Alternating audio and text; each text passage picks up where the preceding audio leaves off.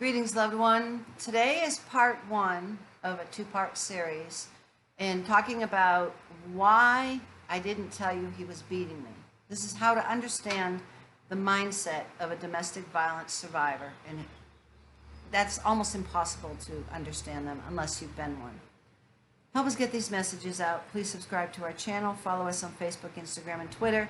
Hit the like button and please share these messages with others because just by doing so, you could actually save a life. Today, we're going to hear the story of a survivor. So I want you to listen to this. She says, when I fled my abusive relationship for the last time, yes, I left and went back many times, one of the first things my well-meaning friends and family asked was why I never told them what was happening to me. Why didn't you say something? They'd ask, looking concerned and confused. I could have helped you. I could have done something. And I believe them. Had they known how horrible my life had become, I have no doubt that they would have done their best to help me. But all of this happened more than 20 years ago. She says, today I'm healed, emotionally healthy, and over it, and have the clarity of hindsight to see that my friends and families would have helped me.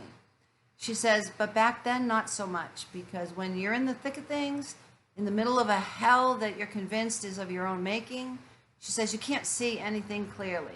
Fear and shame consume you. They're your constant companions.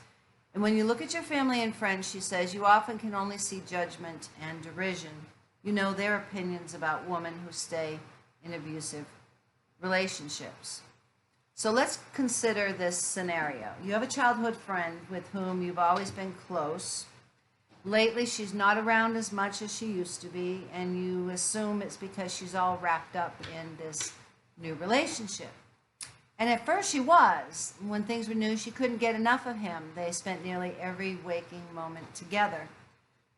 But back then, you still heard from her. She called you, and even though she just mostly bragged about her new love, it didn't matter. She was happy. Then the calls became less frequent, and when you called her, she'd rush off the phone sounding hurried and distracted. Mutual friends casually mentioned that they hadn't seen her in a while. It's her new guy, you tell her each other. You know, they're never apart these days. And soon you get used to her absence, to not talking to her as often. You miss her, but you don't want to be the friend who seems like she's trying to sabotage her new love. And then one day you bump into her at the grocery store and you're shocked by her appearance. She'd always been so meticulous about how she dressed, especially in public, and now she's wearing sweatpants, which previously she'd never be caught dead wearing them outside of the house or the gym. Yet here she is, not only in sweats, but they're stained and she's wearing a baggy t-shirt. Her hair, usually perfectly coiffed, is now pulled into a sloppy ponytail. Her fingernails are ragged and unpolished, and she looks tired. But you're so happy to see her, you pull her into a tight hug, and she stiffens in your embrace as though she's in pain. You let go, you're surprised, and then you take a good look at her face. She won't meet your eyes. Her mouth trembles a little, her lips are chapped. And you're wondering, is that a fading bruise on her cheek? You're thinking, no, it must be the lighting. You exchange pleasantries, but you can tell she's not really engaged in the conversation. And you get the feeling that she wants to leave, that she's not happy to see you. You feel uncomfortable, but you can't exactly put your finger on why. How are you, you ask again, only this time you really mean it. Fine, she answers briskly. Really, I'm fine, just in a hurry. I need to get home. You say, well, I won't keep you then. Something tells you that she's not fine at all. You have this inexplicable urge to pull her into your arms again, but you don't. Against your better judgment, you ignore your instincts and you just send her on your way. And in your gut, you know that something is terribly wrong with your friend. Who was once outgoing, vivacious, and beautiful. Something's different. So here's what you don't know. Your friend would love nothing more than to fall into your arms and ask for help, but she won't. She can't. She's too ashamed. As awful as you think she looks, she believes she looks even worse.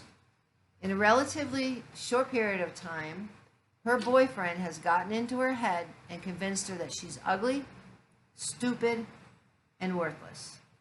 Your friend no longer puts in any effort into her looks because he's going to accuse her of dressing up for some other man, or he'll tell her she looks like crap anyways. So there's no point in trying anymore. Sweatpants actually are her new best friend. She doesn't call anymore because she's embarrassed about her life. That wonderful guy she bragged about in the beginning, he's turned into a monster. And she knows that if her friends knew how bad things they were, they'd think she was just as stupid as he says she is, and maybe she is. After all, she still loves him, so maybe she's getting exactly what she deserves. At least that's what she thinks. You don't see her as much because that's what abusers do. They isolate their victims from friends and families. They do it subtly, though. He'd never go so far as to say that she isn't allowed to see you. That's too direct, and he's much smarter than that. Instead, he manipulates her into staying away by doing things like picking a fight with her when she comes home from visiting you. That way, the next time you invite her out, she's going to say no in order to avoid another fight. Or he'll accuse her of loving her friends more than him, so she'll stay home instead of upsetting him. He uses her love for her. He uses her love for him like a weapon. And those fights she's so eagerly to avoid, fight isn't exactly the right word, not when she always ends up sprawled on the floor. At first, it's more yelling than anything, and she could hold her own back then. She always did have an acid tongue. But then he became cruel, saying things that cut her to the core, and he twisted her words and used them against her. And all the while, he was playing the wounded one who couldn't understand how she could treat him so badly when he loved her so much. There were the accusations and recriminations, wild scenarios formed in the deep valleys of his twisted mind. Her smart mouth never stood a chance against his emotional brutality. By the time the first punch landed on her jaw, her psyche had been beaten to a pulp. And don't be fooled by the shell of a woman you just saw at the grocery store. She used to fight back. She even got a few good punches in, especially that first time. But he's stronger than her, bigger than her. He's been throwing punches all his life, and she never even got a spanking as a kid, so she never stood a chance against him physically either. So you ask yourself, if it's so bad for her, why didn't she say something to me? I was right there. We've been friends since childhood. Surely she knows that I would help her. Does she know that, though? Does she really? Or does she look at you, her childhood friend, and remember the time you said, I don't understand why women stay with men who hit them? Remember when the Ray Rice abuse story first broke and you were all having drinks? Remember what you said? You said, if a man beats me once, shame on him. If he beats me twice, shame on me. That woman was an idiot for marrying him after what he did to her in that elevator. Your friend remembers those words, and even though she knows you love and support her, she can't help but wonder how'd she change in your eyes if you knew what was really happening. Understand that she wants desperately to leave her current situation and for the violence to stop, but she doesn't know how. She may also be convinced that her abuser will hurt whoever does try to help her. Remember, he's in her head, even when he's not beating her. With 1 in 3 women experiencing domestic violence worldwide, the question is not if you will encounter a victim of violence. The question before God is, what will you do when you do encounter them? You could be the person who saves a life. You are called. We are all called to be God's champions for justice. Those who suffer violence, they need to know that those who love them, and even people who don't even know them, will step out and reach out to them to give them the help and the courage they need to leave before it's too late.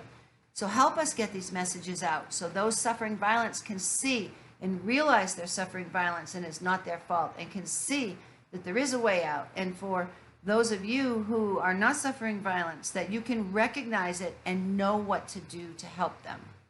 So subscribe to our channel, Follow us on Facebook, Instagram, and Twitter.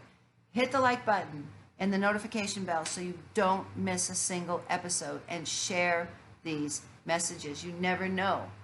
You may save someone's life. If you're a victim of violence, I want you to listen to me. You have been listening to lie after lie after lie. You're no good, you're worthless, you're ugly, nobody loves you. Those are all lies. And today, right now, I'm telling you the truth.